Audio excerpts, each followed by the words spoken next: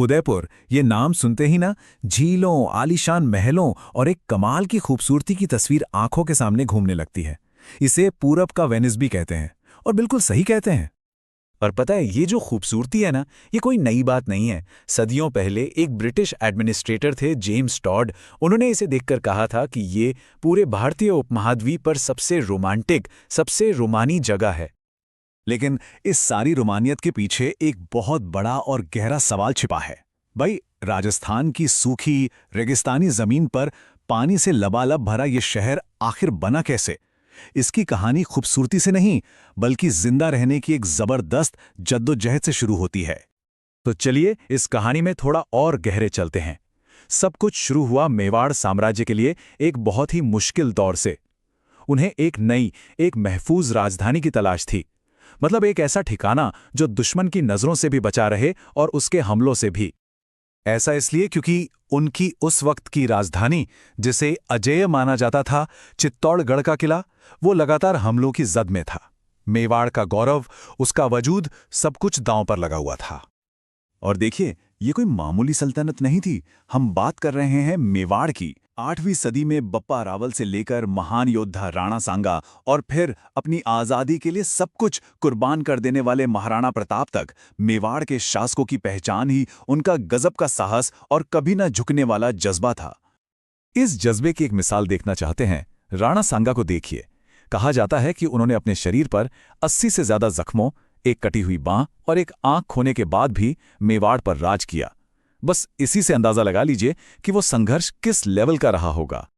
तो ऐसे ही मुश्किल भरे माहौल में एक नए शहर की नींव रखी जानी थी, और ये नींव रखी गई एक इत्तेफाक और एक बहुत ही गहरी, दूर की सोच के साथ।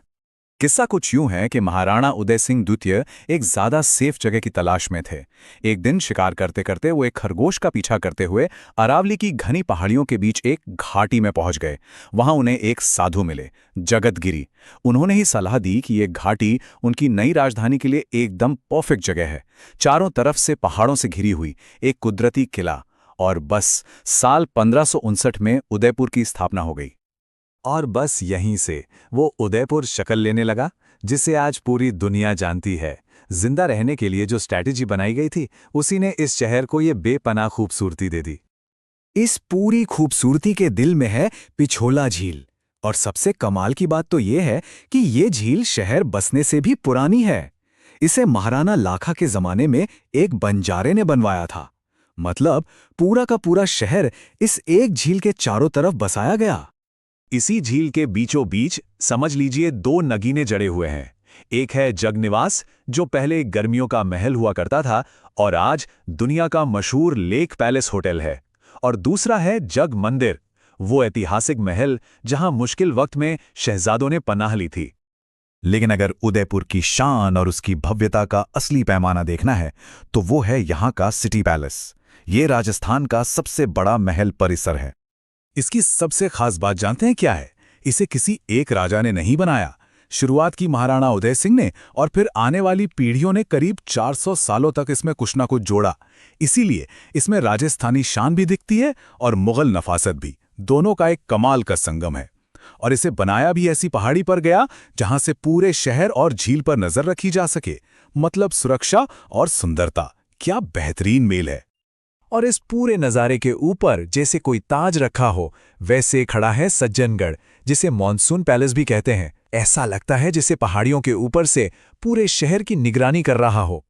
तो उदयपुर सिर्फ पुराने महलों और झीलों का एक म्यूजियम नहीं है। नहीं, ये एक जीती जागती विरासत है, जहां आज भी सदियों पुराना इतिहास और संस्कृति लोगों की जिंदगी का हिस्सा है, उनकी रगों में दौड़ता है। तो फिर सवाल ये उठता है कि उदयपुर का असली राज क्या है? ऐसी क्या चीज है जो इसे बाकी सबसे इतना अलग, इतना खास बना देती है? देखिए, इसका जवाब ना 3 चीजों में छिपा है। पहली, जबरदस्त स्ट्रैटेजिक सोच, सुरक्षा के लिए एक कुदरती किले को चुनना।